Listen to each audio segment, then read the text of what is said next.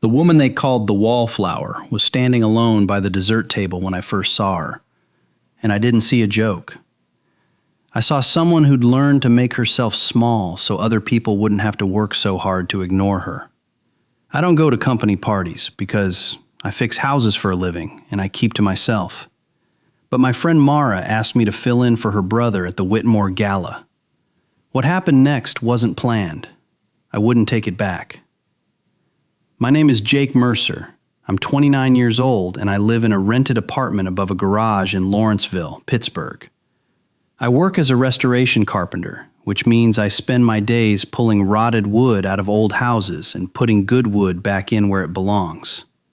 Most people don't know what a restoration carpenter does.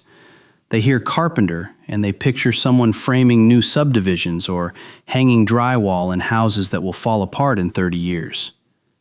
I do the opposite. I find the houses nobody wants anymore. The ones with porches sinking into the earth and windows painted shut for 40 years and foundations cracked by tree roots that grew slow and patient while the owners were busy updating their kitchens with granite countertops that will outlast the marriage. The 1890s Victorian on Burnside is my current project. The porch is rotted clean through. The crown molding is buried under 6 layers of cheap paint that someone thought looked modern in 1987. But the bones are good. The bones are always good if you know how to look past what time and neglect have done to the surface. Last week I pulled up a corner of the dining room floor and found the original oak underneath. It was stained with water damage and dark with age, but the grain was still straight. The wood had held its shape for 130 years, even after people stopped caring about it. That kind of endurance means something to me. It means the thing was built right in the first place, and all it needs is someone patient enough to uncover what's still there. I like that kind of work because it teaches you something about people that most social situations won't. A missing screw can be replaced. A crooked hinge can be straightened with time and patience and the right tool. People are harder. Wood doesn't lie to you about what it needs. It shows you the rot. It shows you the split. It doesn't smile and tell you it's fine while the whole frame collapses underneath the paint you put on to hide the problem. My life is simple. I wake up at 6, eat eggs at the diner on Butler Street, work until the light goes, come home, shower off the sawdust, and fall asleep reading manuals about joinery techniques from the 1920s. I don't go to parties. I don't meet new people for sport. I have 3 friends, and that's 2 more than I need most days. My apartment is small. 1 room with a kitchenette that works well enough for coffee and eggs and not much else. The bathroom has a clawfoot tub I reglazed myself last spring. It took 4 weekends, and my back still complains when it rains. I drive a 2006 Ford F-150 with 200,000 miles on it. The radio only picks up AM stations, and the passenger door doesn't open from the outside anymore. But it starts every morning, and that's more than I can say for some of the people I know. Mara Bennett is the reason I have more than 0, and she's 29. She works as an event coordinator for Whitmore Design Group downtown. She plans corporate galas and private dinners for people who wear shoes that cost more than my truck payment and talk about their vacation homes in sentences that sound like furniture catalogs. We've been friends for 6 years. She comes to my apartment without calling first. She brings coffee and sits on my couch and tells me about clients who scream at her because the napkin rings are the wrong shade of gold or because the ice sculpture melted 10 minutes too early. I listen without interrupting. I don't have advice, but I listen, and she keeps coming back. So I figure that means something real, even if I don't have a word for it. 3 days before Whitmore's annual gala, she called me. Her brother was supposed to be her +1. He got food poisoning from bad sushi and couldn't get out of bed. She asked me to fill in, and I said no immediately, because I don't own a suit. I don't know how to talk about quarterly earnings or market saturation or any of the other phrases people use in rooms with chandeliers to prove they belong there. I don't fit in places where the floor is polished enough to show your own reflection, and the walls are covered in fabric that cost more per yard than I make in an afternoon. But Mara has never asked me for anything in 6 years. Not once. That kind of history creates debts you don't measure in money. So I bought a suit secondhand from a shop on Liberty Avenue.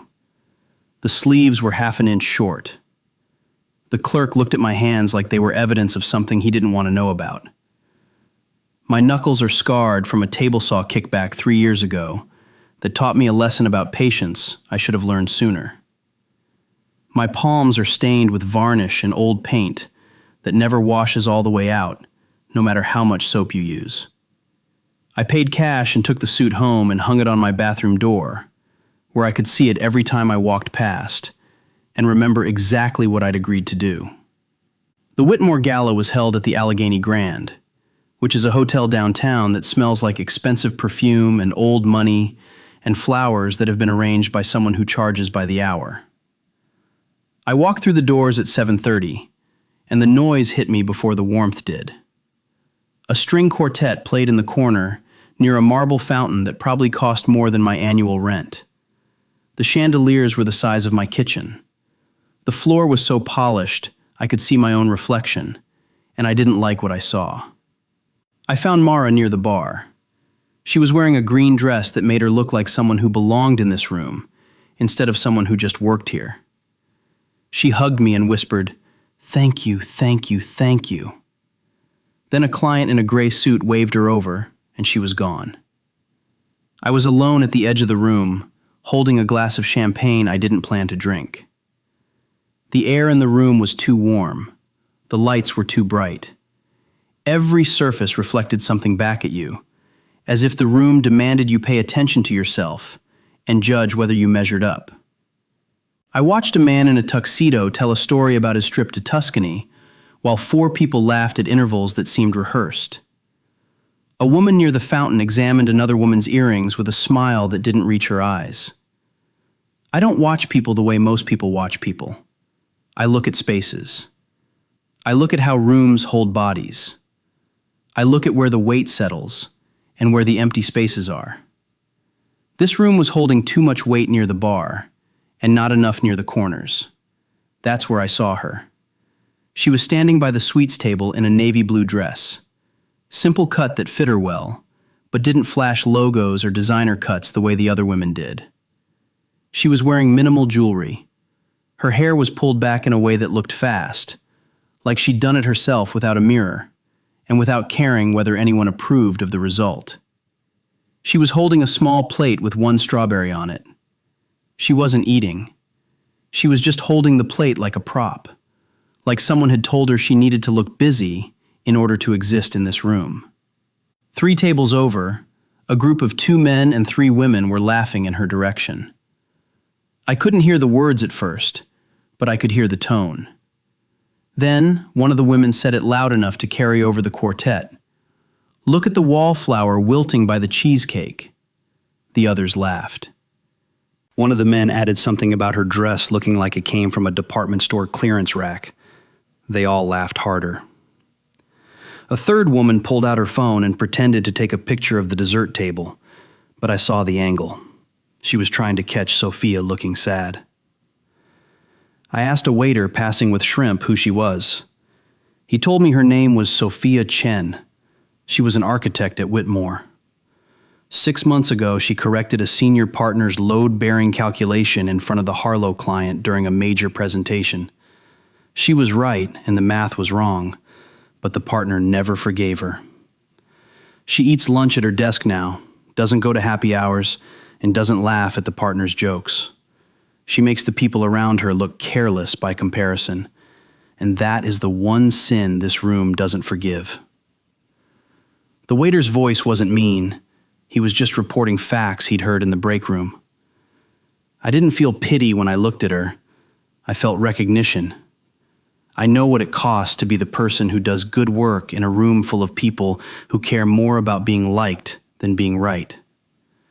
I've been that person on job sites where the foreman wants a cheap fix, and I know the cheap fix will fail in 2 years and someone will get hurt.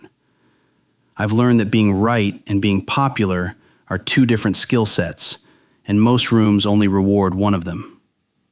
At 8:15, a woman in a black dress took the microphone and announced a mystery partner icebreaker.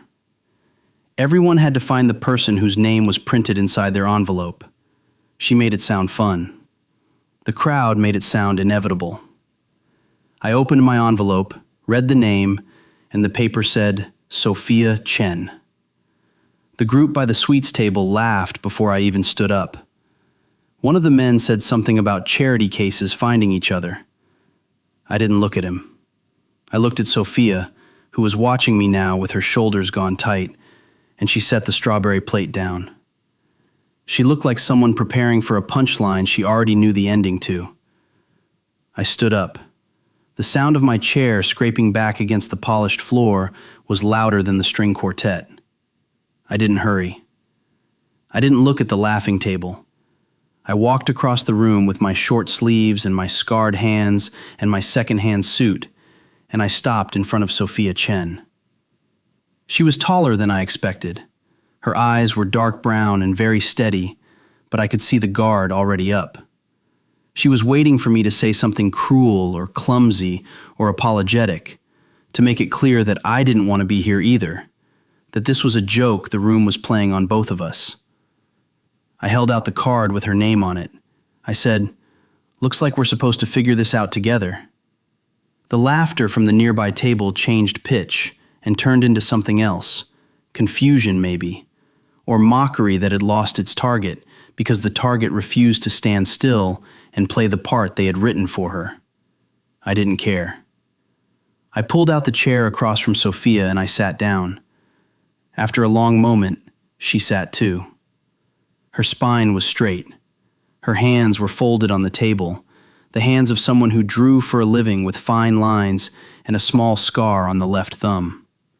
Nails cut short and clean, practical, the kind of hands that worked while other people's hands were getting manicures. The coordinator came by with sketch pads and pencils. The icebreaker was simple.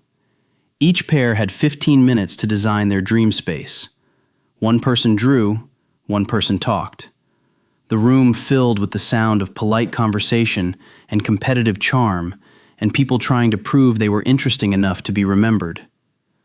I saw a man in a blue tie lean across his partner's drawing and correct her line with a red pen he pulled from his pocket. She laughed like it was a joke, but her hand tightened on her pencil. I told Sophia I couldn't draw a straight line without a level and a carpenter's square. She looked at me for the first time like I might be real. She picked up the pencil.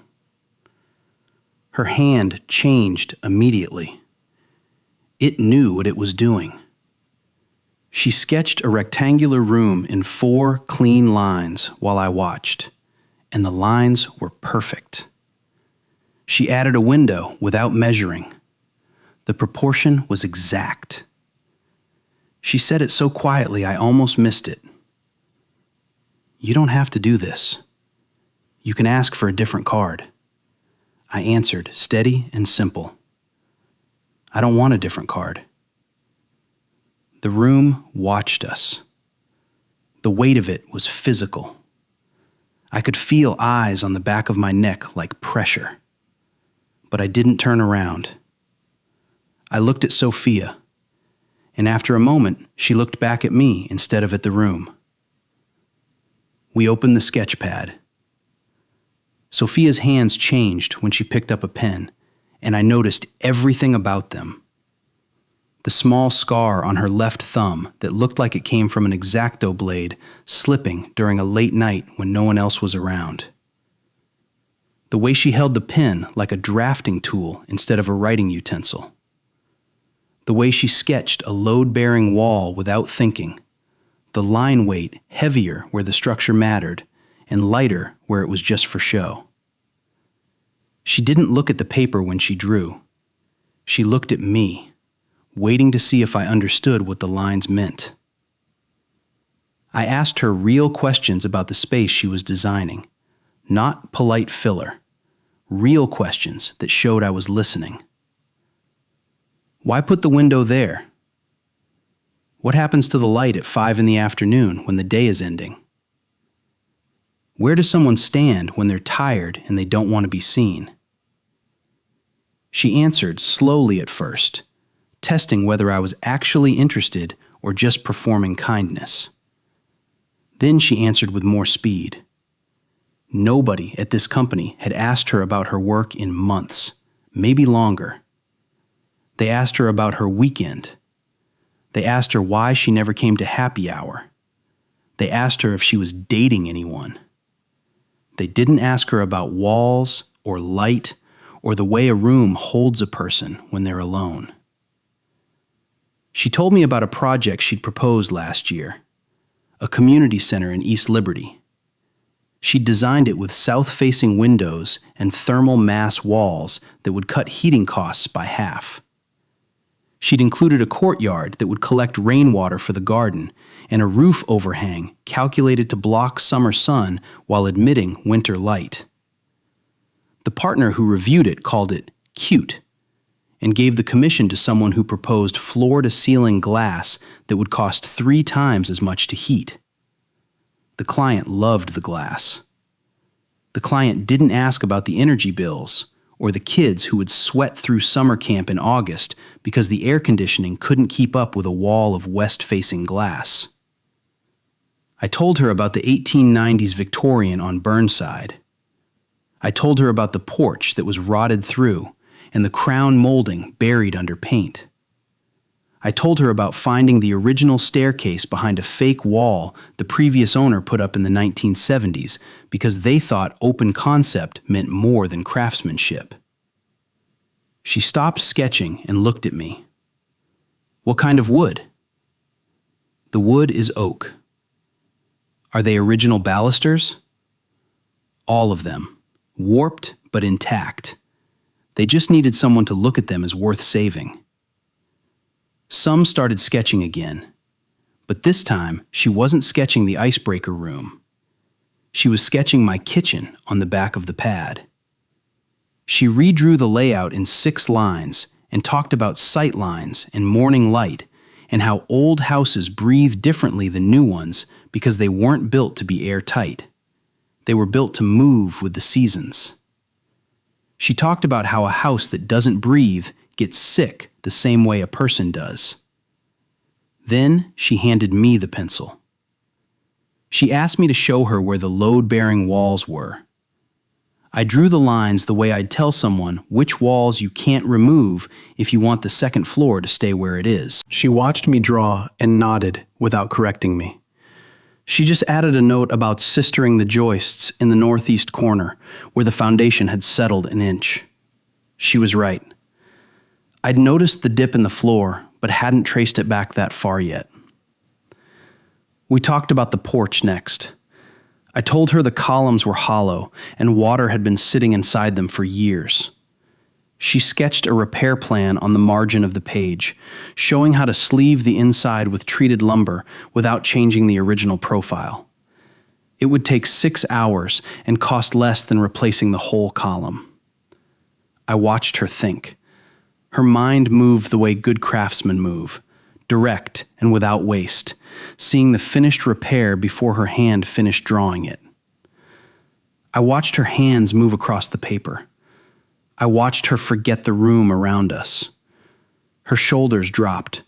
Her voice lost the careful edge it had when she first spoke. She wasn't guarded anymore. She was just working. And the work was where she lived when she wasn't being watched. I realized something then. She wasn't shy. She was guarded. There's a difference most people don't bother to learn. Shyness is fear of being seen. Guardedness is wisdom earned the hard way after being seen too many times by people who didn't deserve the view. The 15-minute timer went off. Neither of us heard it. The coordinator had to tap our table to make us stop. Mara walked over, looked at the sketch pad, and smiled a real smile, not the client smile she'd been wearing all night. "I see you two found something to talk about," she said. Her voice was warm. She wasn't surprised. I was about to answer when a man from the laughing table walked past. He didn't stop. He didn't need to. He said something loud enough for the people around us to hear. Charity cases finding each other. How cute. The handyman and the wallflower making little doodles while the rest of us are actually working. Sophia's pen stopped. Her shoulders came up, but she didn't shrink this time. She looked at me. Her eyes were different now. They weren't guarded. They were asking a question she didn't know if she wanted answered. I hadn't planned what I said. I just knew what was true. This window placement she just drew would save the homeowner about 40% on winter heating. That's real money. That's real math. Not many people in this room know how to do that. She stared at me. For the first time all evening, someone had seen her work instead of her loneliness. The partner Sophia had corrected 6 months ago was named Richard Vance. He approached our table 10 minutes later. He'd had 3 drinks. His tie was loosened. He was smiling the way people smile when they know the room is on their side and the person they're approaching has no one. He makes a comment about the handyman and the wallflower making cute little doodles while the real architects handled the actual business of the evening. The room laughs. Not everyone, but enough people. The sound fills the space and presses down on the table where Sophia sits. Her face goes still. She doesn't argue. She learned long ago that arguing with Richard in public only makes it worse, because he controls the crowd. She sets down her pencil, folds her hands, and waits for it to pass. I set down my pencil too. I look at Richard. I don't raise my voice. I don't stand up aggressively. I speak the way I speak to a warped doorframe, calm, direct, letting the material know it can't hide from me anymore. You build spaces for people to live in. She actually understands how they work. I've been fixing houses for 10 years, and in 20 minutes, she taught me 2 things I didn't know about load distribution and thermal bridging. You've been here 20 years, and I haven't heard you say one thing that wasn't about yourself. The room goes silent. Not the surprised silence of a scandal, the silence of a fact landing where everyone knows it belongs. Richard's face changes. He tries to laugh it off, but the laugh breaks in the middle. He looks around for support, but the eyes that meet his aren't on his side anymore. They're looking at Sophia. They're looking at me. They're looking at the sketch pad on the table where her clean lines prove what I just said. Sophia doesn't look down. She looks at me, then at the room. Now, for the first time since we sat down, she doesn't look like she's waiting for permission to exist in the space. She looks like she knows she belongs here and she's just been waiting for the room to catch up. She speaks, her voice steady, not loud, just steady the way a good beam holds weight without announcing itself. The heating calculation you presented to the Harlow client was off by 12%. I didn't correct you to embarrass you. I corrected you because the client paid for accuracy.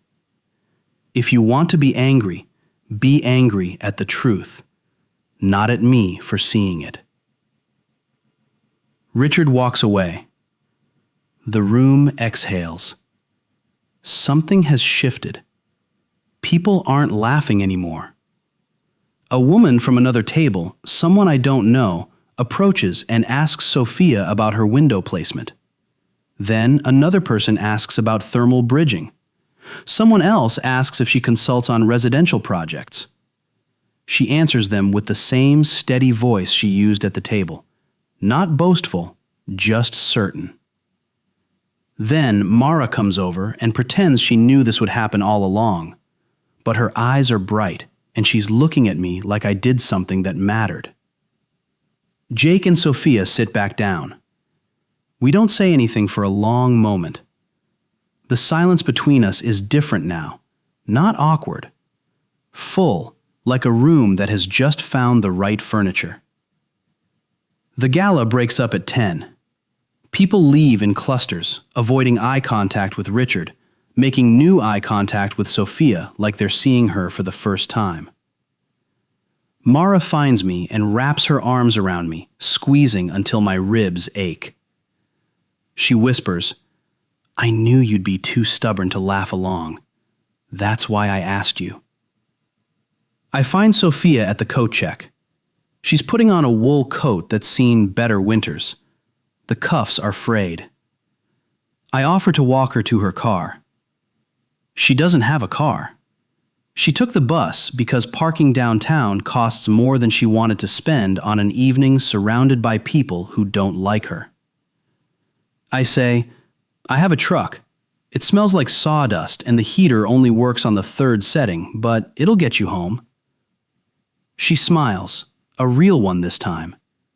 It changes her whole face and reaches her eyes.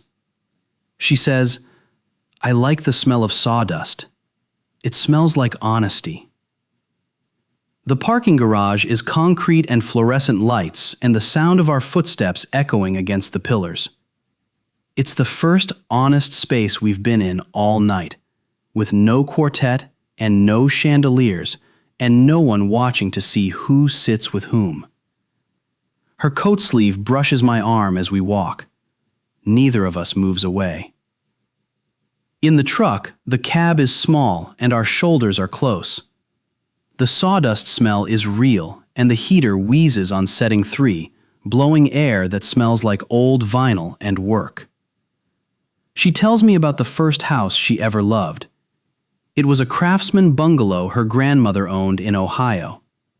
She was 8 years old. She measured every room with a piece of string and wrote the numbers in a notebook she still has. I tell her about the Victorian on Burnside. I ask if she wants to see it sometime. I say it like I'm asking if she wants to see a movie, but we both know it's different. We both know that asking someone to see a house you're restoring is the same as asking them to see the inside of your head. She says yes before I've finished asking. We drive through Pittsburgh at night, and the city looks different from up here, less polished and more real. The bridges are steel skeletons against the sky, and the rivers move slow and dark between the banks. She points out the old Heinz plant on the north side, and tells me how she'd renovate the loading docks if anyone asked her. She points out a bank building downtown with glass walls that face west and bake the interior every August. She explains the HVAC load in numbers that sound like poetry to me, because they mean someone actually thought about what the building does to the people inside it. At a red light on Liberty, she turns to look at me. The dashboard lights catch her face. She doesn't say anything. She just looks. The light changes, and I drive on. Neither of us mentions the moment, but I feel it sitting in the cab between us, solid as a joist. I drop her off at a small apartment building in Lawrenceville, 3 blocks from my garage. The porch light is out. I make a mental note. That's a 5-minute fix, just a bulb and a switch. Something I could do tomorrow if she lets me. She writes her number on the back of the place card. Her handwriting is precise, architectural. Every number has weight and intention. She hands it to me and our fingers touch for a second. Neither of us pulls away immediately. "You didn't have to do any of that tonight," she says. I answer, "I know. That's how I knew it was worth doing." She gets out. The truck door closes with the heavy sound old trucks make when they're built from steel instead of aluminum. I watch her walk to the door. She turns back once and raises her hand, and I raise mine back. She goes inside. I sit in the truck for a minute, with the heater on setting 3 and her number on the seat beside me. I drove home with the windows cracked and the city quiet. The Victorian on Burnside was waiting. So was the morning. But for the first time in years, the quiet didn't feel like something I was settling for. It felt like something I was heading toward.